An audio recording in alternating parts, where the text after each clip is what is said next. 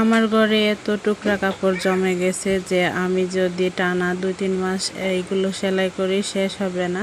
তো এখন ভাবলাম এভাবে তো কাজ করা সম্ভব না, 2 দিন একদিনে 1-2টা এইভাবে করে শেষ করতে হবে। তো এখানে আমি একটা জামার সাইড নিয়ে নিছি। এখানে কিন্তু একটা জামার সাইড না, একই রকম 3টা জামার সাইড। তো এটা দিয়ে একটা বড় বাচ্চাদের জামা কাটবো আনারকলির মতো করে। তো এই জন্য আমি কেটে নিতেছি। আর যেহেতু 6 পাট মানে 12 পাট কাপড় আছে এখানে, ওই জন্য আমার কেচি দিয়ে কাটতে সমস্যা হচ্ছে। তো এইভাবে করে কাপড়গুলো কাজে লাগাই ফেলতে হবে। আর কাপড় নষ্ট করা কিন্তু ঠিক না, মানে মায়া লাগে কেন জানি এত বড় বড়গুলো কাপড় ফেলে দিতে। তাই ভাবতেছি আর ফেলে রাখবো না, কাজে লাগাই ফেলবো। তো এখানে আমি আনারকলির মতো করে জামার নিচের অংশটা কেটে নিছি, আর উপরে এক কালার ম্যাচিং করে টুকরা কাপড় থেকে হাফ বডিটা কেটে নিব।